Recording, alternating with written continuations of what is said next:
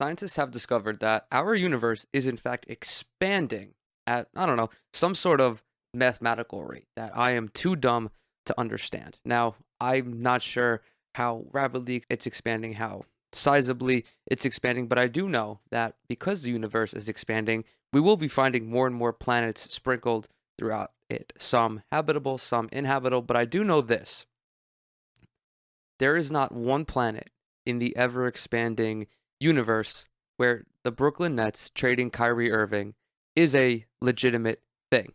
I didn't get the opportunity to speak about what went down last week with Nick Wright and Kyrie Irving because it occurred on September 15th. This was like, I don't know, a day or two after I do my typical recording. Now, what sent all of this off was a tweet from Nick Wright. Now, I'm sure many of you know Nick Wright is a basketball commentator for Fox Sports. He hosts his own TV show. I think it's the name is First Things First. I have nothing bad to say about Nick Wright as a person. He's most famous for being probably the most insufferable LeBron supporter in the mainstream media, and he is, like, without a doubt the clear antithesis to Skip Bayless, who is his one of his colleagues who hosts his own show on FS1. But at any rate, Nick takes to Twitter and tweets this: some NBA news. There are a handful of Kyrie trades that potentially make sense for the Nets. Kyrie's agents have made it known that Kyrie would simply retire from the NBA if Brooklyn were to trade him. Now, Kyrie Irving comes and chimes in. He has been more active on Twitter as of late, something that is always a joy to see. I don't know about you guys, but I love when an athlete gets online and just starts clapping back at anybody and everybody. Kevin Durant, of course, I think really popularized it after the fallout from figuring out that he had burner accounts. Now he just stays on his main account and just talks. He talks shit to everyone. There's no one who cannot get these Twitter hands. Now, Kyrie replies calling Nick Wright a puppet. And then to which Nick Wright replies to this: Kyrie, if you're saying you didn't say you'd retire if you were traded, then your beef is with your representation, not with me, because you and I both know that's what they've told people. And again, Kyrie replies, the puppet doesn't know he's a puppet, with a gif of someone saying, listen to your master. I'm sure this is from some piece of popular culture that I have not consumed just because I just don't consume popular culture. So this made its rounds, dude. This was like a fucking California wildfire for NBA Twitter, just for the NBA news cycle as a whole. Everybody was chiming in on this topic, and I didn't really speak about it that much because I wanted to save all my thoughts for the show, for this, because I'm pretty sure this is going to turn into the YouTube video for this coming week. I just want to come out and say it. There is no shot that the Brooklyn Nets trade Kyrie Irving for anyone who is not named Steph Curry or Damian Lillard. I don't care how many people think that there are players in the league that fit the Brooklyn Nets better. Somebody like Ben Simmons, who I'm sure Nick Wright was referring to in this instance, on paper, Ben Simmons does fit on the Brooklyn Nets. He gives you a fucking defensive presence that you don't have otherwise. He's still an incredible playmaker, someone who can play big. You really don't have anyone on the roster that can play big. But what is Ben Simmons not? Ben Simmons is not one of the most electrifying scorers and one of the most unguardable players the NBA has ever seen. That is a dynamic in this offense that you are not able to replicate outside of a certain group of players. The Nets, of course, have three of those guys. You have Kyrie, you have KD, you have James Harden. I'm also thinking about, again, Curry, Dame, LeBron, Kawhi, Giannis. I'll even throw someone like Devin Booker in there, and I'm sure there are a couple other guys that I'm not remembering at this point, but it's because I'm trying to keep it on Kyrie. There was nobody, no actual NBA newsbreaker who reported anything like this, and there aren't really that many prominent newsbreakers. Like, there's Woj, there's Shams, there's Mark Stein, there's Ramona Shelburne, Chris Haynes is another one, but really, and I left the fucking window open again, that's the second week in a row. Okay, so outside of those guys, or those guys and gals, I should say, there aren't many people whom we consider like hardcore NBA journalists, it's at least on the national scale. Very few of those guys. Chances are, if you're watching someone who's the host of a television program on ESPN, on Fox Sports, they have transitioned out of that journalism role, and they, much like myself, are now a media personality. They are a commentator, which means that they are more opinion based. Of course, these folks say that they do have sources.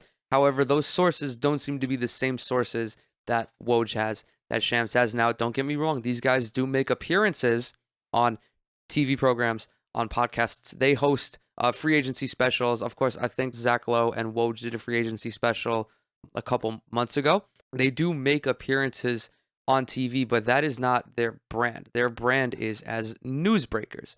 Nick Wright is very similar to myself in the sense that he has his opinions about certain things and he professes them. The only difference is that he gets dressed up all nice and has a significantly larger audience than I do.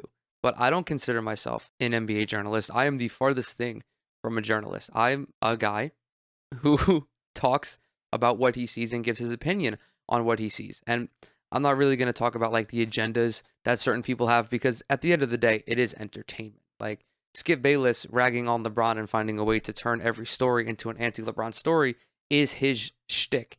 It's entertainment. Same thing with Nick Wright, although Nick Wright does have a lot more coherent takes than Skip Bayless does at this point. But this was a non-news story. Nobody reported it. No one else substantiated this claim. Now, I don't even know if this is like an actual claim or anything, or if maybe Kyrie and his reps are just out there trying to stir the pot, because ultimately controlling the narrative is everything in sports, which is generally why when you see a narrative either for a player or against a player, you can kind of tell who is the one perpetuating it. Is the source within the organization?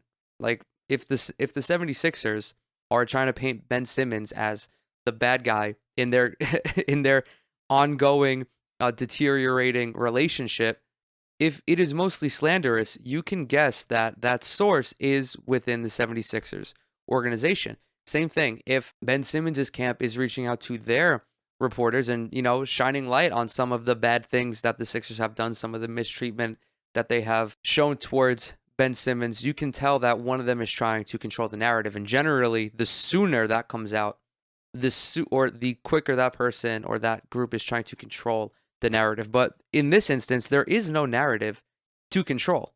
Like, it's such a non-story, but it came out of the blue.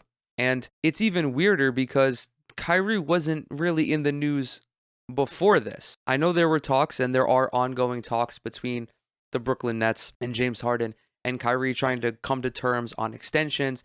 Apparently, from what's been reported today, Sean Marks has had very positive conversations with both of those guys, and all signs point to them being locked up or locked into long-term deals before the season starts in October, or maybe even before the first preseason game or the first exhibition game, which the Nets and Lakers will take part in on October 3rd. That's been the only news. And even then, no one has really been talking about it. Woj has not really been talking about it. Shams has not been talking about it. Mark Stein released something on his Substack earlier today, which was Tuesday, detailing the positive conversations. Same thing with Ian Begley, who I believe is also for ESPN.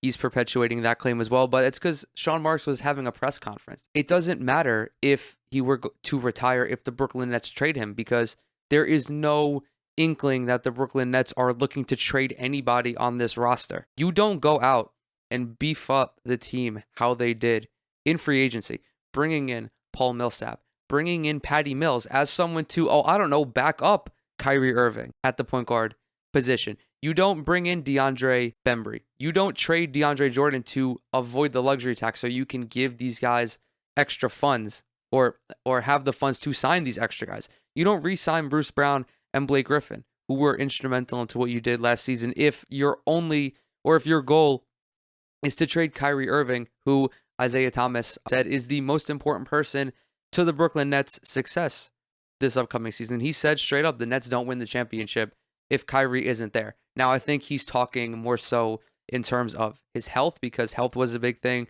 for Kyrie Irving in the postseason. And you guys know I hate talking about this, but what happened with him and Giannis was unfortunate, but sometimes you just get unlucky in the NBA, especially in the postseason. But if Kyrie's healthy, it's an entirely different Eastern Conference semifinals, an entirely different Eastern Conference finals, and I think an entirely different NBA finals as well. So I think that's what Isaiah Thomas is alluding to, because again, what sense would it make for the Brooklyn Nets to even entertain trading Kyrie Irving. And I'm sure if there were an inkling in that organization, it would have been plastered on literally every publication across the nation. It would have been the talk of every sports radio show, every show on TV. There would be nonstop coverage of the alleged quote unquote trade rumors between Kyrie Irving and the Brooklyn Nets. Again, ultimately, like, this was a non-story, and I just think it was very strange to see this just pop up on my timeline because there was all this hubbub. It's very weird to me when I log onto Twitter and I see people in a tizzy about something that I had no idea happened, because most of the time that'll happen when I get notifications from Woj, from Shams, and then you go onto Twitter and you see everyone's talking about it, which is generally how the discourse goes. But I just opened my phone one day and I just see everyone on Nets Twitter quote tweeting Nick Wright, and they're retweeting Kyrie Irving's responses onto my timeline, and I'm like, what the fuck is going on? How did we get here? Like, I can't understand how the fuck this happened. It was very strange. I don't think that there is ever going to be anything more to this story. Also, did Nick Wright expand on this on his show, or maybe a little bit later on his Twitter feed? He might have. But I would have loved to see him mention some names, like, in this thread. Like, who do you think would fit better for Kyrie Irving? Because if I am, or at least I cosplay as an NBA commentator. If I'm making a point about something, I always try my hardest to back it up with evidence. Even if it's considered a bad take or considered the wrong take, I at least want to have some substance there, so that way people are critiquing me on the merit of my work instead of just the philosophical idea of it. Because this isn't criticizing an article on Bleacher Report where they have the Warriors trading Andrew Wiggins for fucking Kyrie Irving, or the Sixers trading Ben Simmons for Kyrie Irving. This is just the philosophical idea of Kyrie Irving being traded, and if he were to get traded, he would retire. The weirdest thing is that, like, Nick Wright later goes on, as I already mentioned, he's like, your beef is with your representation, not with me. I mean, granted, I don't have sources. I don't know journalism 101, but I feel if I were to ever get a suspect scoop on something that I felt wasn't worthy of mentioning, I wouldn't mention it. Like, who cares? Who cares if someone from Kyrie's team reaches out and he's like, oh, by the way, if Kyrie Irving was traded, he'd retire. Like, who gives a shit? Who fucking cares? Who cares about this? Like, I get people on the internet caring about it because it's fucking dumb to bring up. But IRL, if you get a text and the source is like, hey, he just says some fucking bullshit like this, you don't have to perpetuate that news. It's not like there was a serious development on the Ben Simmons front, or, you know, the Rockets trading Eric Gordon, or something with John Wall and his buyout like we talked about last week. It was just a statement. Like, anyone could have fucking drafted this statement. It's like, oh yeah, if the Nets trade Kyrie Irving, he's retiring. I mean, you could take it and be like, oh, well, that means, you know, Kyrie wants to spend the rest of his career in Brooklyn. And I mean, I think the most damaging part of it is that there was always that understanding that basketball was always second to Kyrie Irving, which I don't understand how people came to that conclusion. Just because Kyrie doesn't enjoy participating in the extracurriculars that come with being a professional athlete, of which there are a lot, mostly media sessions. I totally understand why athletes abhor talking to the media, like during halftime or at the end of a game. Like, it's just tiresome. Like, there really isn't any space to have an actual conversation about something. It's always like, oh, this team played better than you. How did that happen? And the athlete is always like, they executed and we didn't. It's like, oh, fucking LeBron James tripped over his shoelaces and then stumbled into 13 guys on the bench, but then got up and made a three that won the game. It's like, how'd that happen? It's always just like, it was a good shot. There really isn't anything to it. Kyrie and many guys, Kevin Durant is one. I'm sure LeBron is apathetic towards the media sometimes, at least outside of, like, you know, sit down interviews, one-on-one interviews, stuff like that. But it's just very tedious, and I can see how annoying it is and how you're contractually obligated to do it. And then it's like, oh, you know, he doesn't show up to these team sponsored events or some shit like that. It's like, who cares?